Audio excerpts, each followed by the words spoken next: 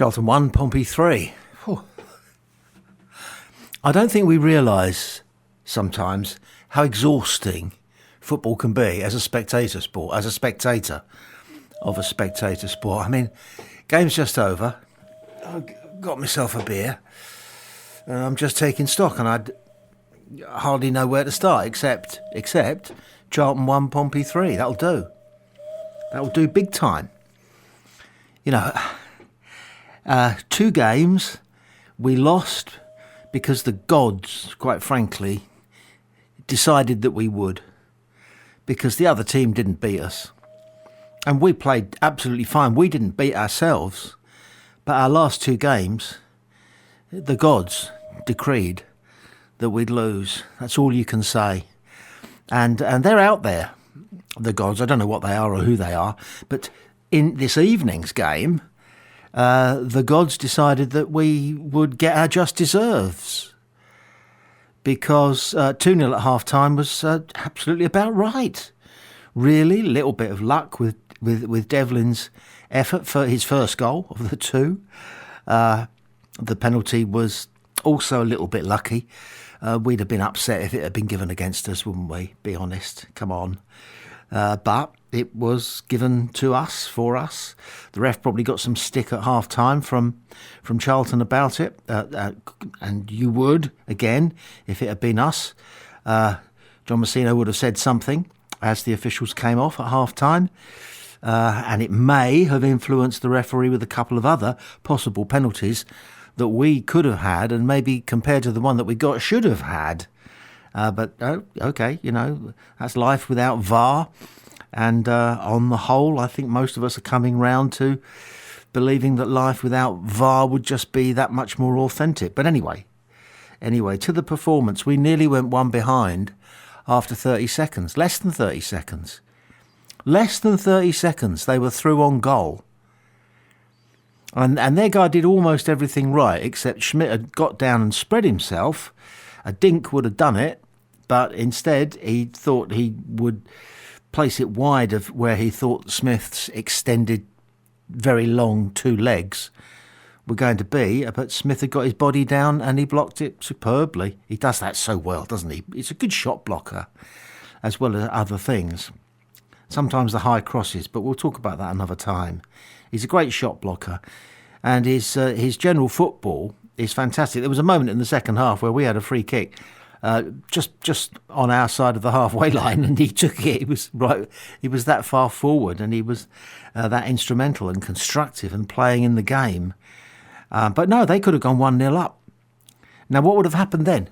Would the result have been Pompey 3, Charlton 1 or 2 then?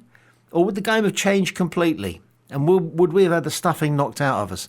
And this is not a criticism of Pompey. This is not a failing of Pompey. This is human nature, which you've got to understand. You've got to get on top of.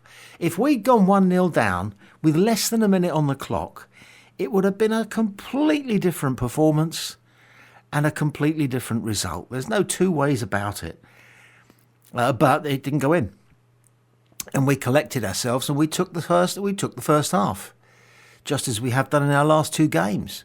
We're becoming a very good side in the first half, taking control of the game early on, going with the momentum that the crowd and the adrenaline of the moment provides the players with in the first 10 minutes. Football is a different game in the first 10 minutes than from the remaining 80 minutes because of the adrenaline and the possibility and the freshness of the crowd and the unexpectedness of the moment and the excitement about how things might pan out an hour and a half later. It's a different game.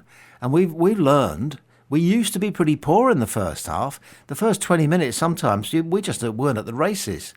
But the last few games, we've really started to get hold of the game by the scruff of the neck in the first 10 minutes and maintain it for the whole of the first half.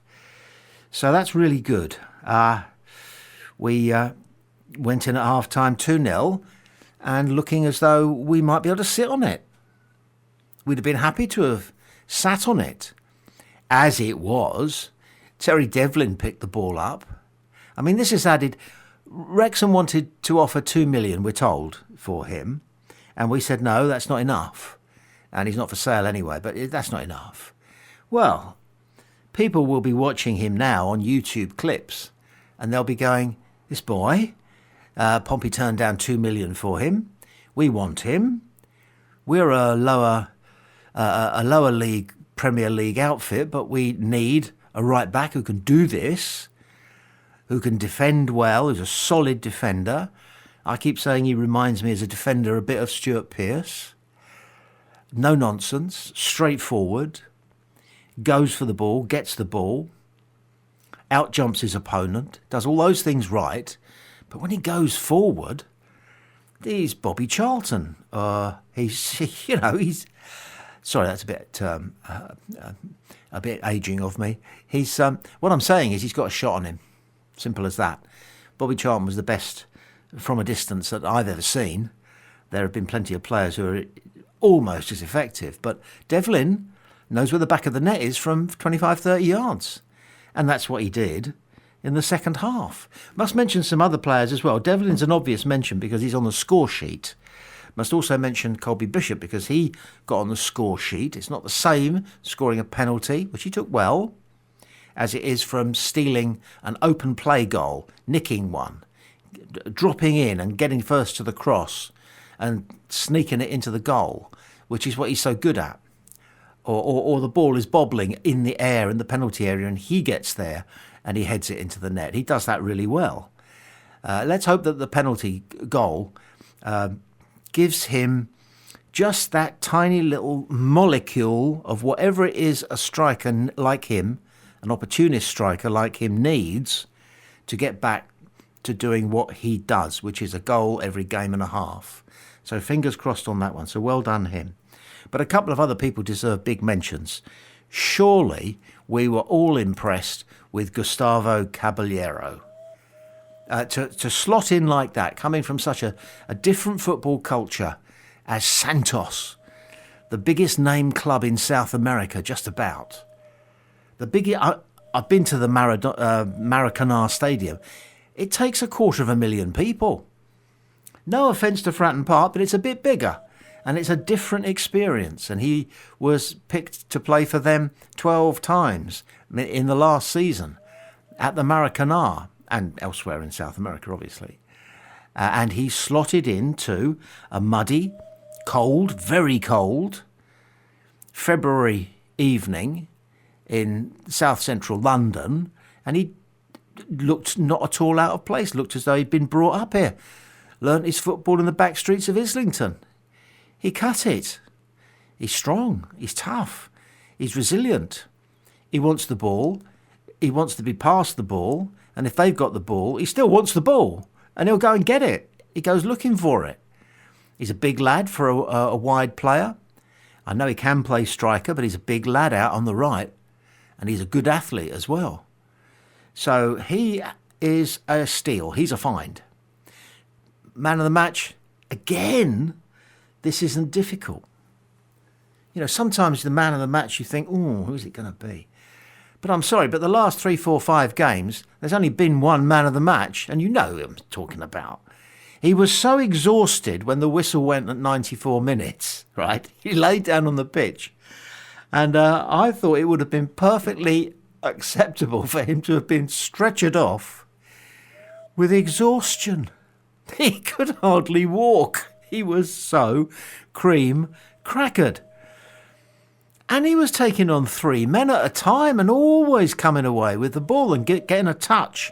Not necessarily in control of the ball. He's got 3 Charlton players roughing him up from every direction, but he'll still get in the final touch and toe poke it to a white shirt. We were in white, obviously. Ebo Adams. Oh.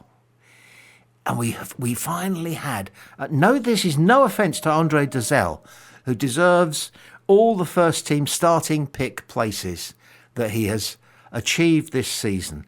He is a first team player. He's just about got the lot.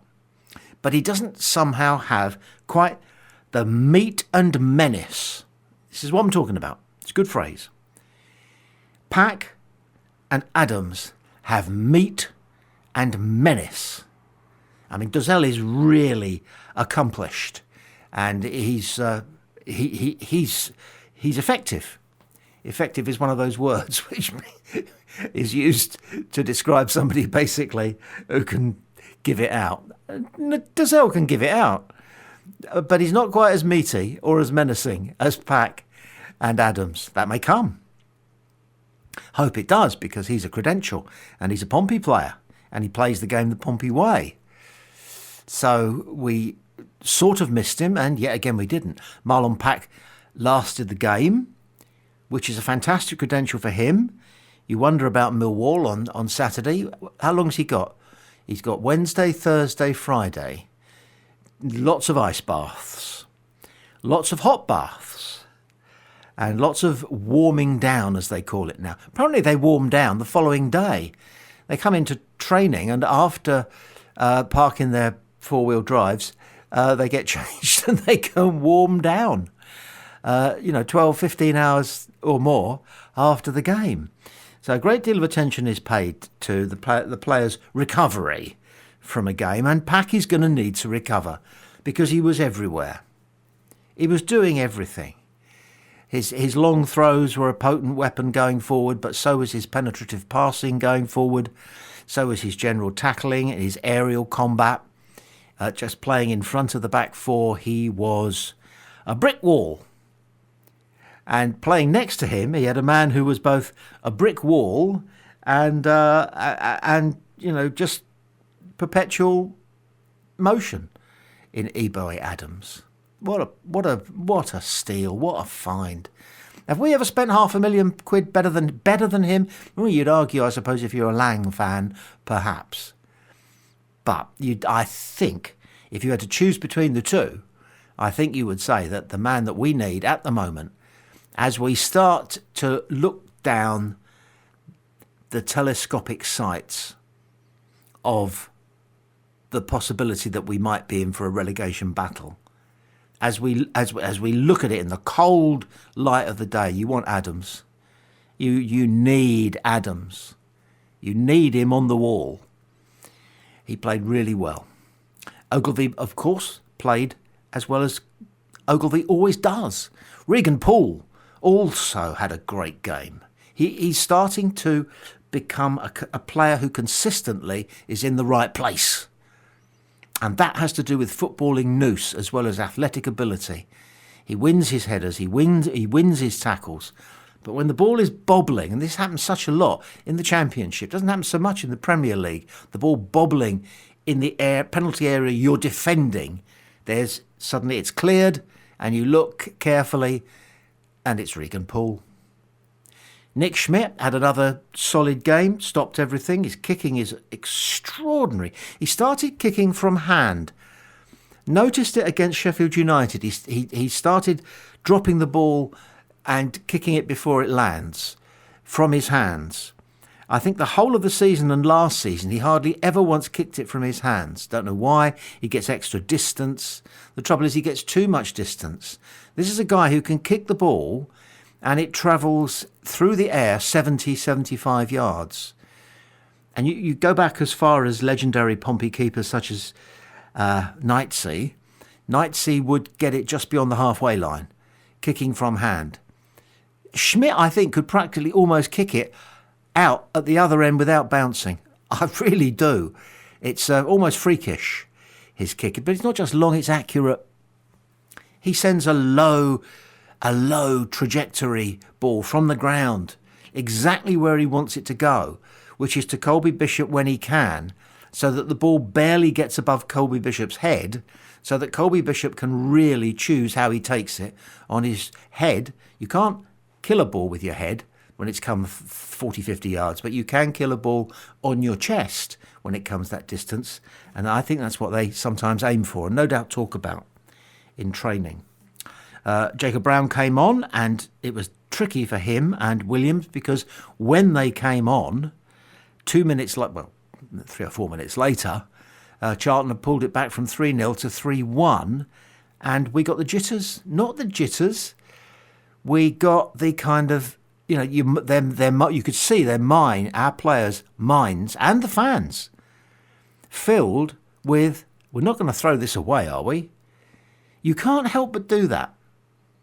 It would take, training in mental activity beyond what is at the disposal of mankind, not to think, oh no, we're not going to drop a point here, are we?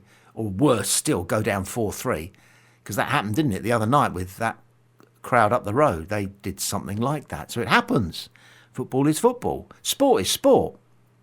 When you suddenly start to question the possible, the worst case scenario, then all of a sudden you are not yourself. You're not doing what you have been doing up until that point on the pitch. So you saw that sort of slight wobbly. Penalties. We got a dubious one, and then we were denied some obvious ones. The rugby tackle, virtually it was, on Adams, was beyond blatant. I mean, Adams was way ahead of him. The guy simply shouldered into the small, in between the shoulder blades of Adams' back. Penalty. Stonewall penalty, nailed on penalty.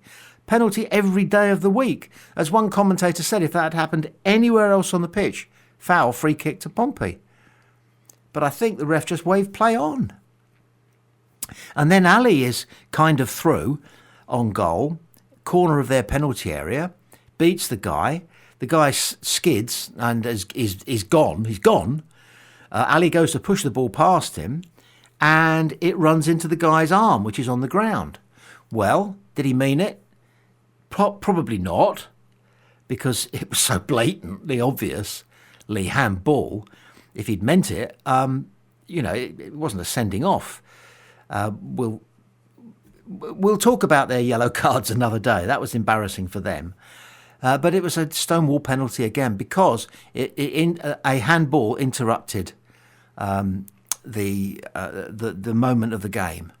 Ali was through. He was away.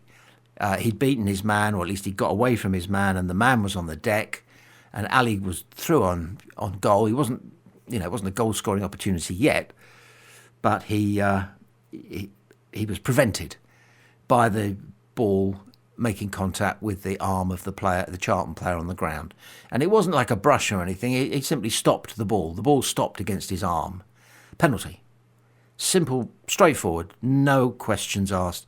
Penalty. So was the referee compensating for the fact that he gave Pompey a penalty that was disputable? Possibly. And that does go on. But nobody in authority would ever admit it. But it does go on. Two good penalty shouts turned down. You sometimes get the third one, even if it's the weakest of the three shouts. That's how it goes. And there can be some justice in that, which VAR, of course, is unable to access because VAR may be able to show you the incident from 28 different cameras, but it does not deliver any human input into whatever decision it offers up to the officials. So VAR is at the moment under discussion. It may go, I think most football fans would say, let's try going back to not having it. I think that's what they'll probably do. Meanwhile, we are up to, where are we in the league? Just get the table up quickly here.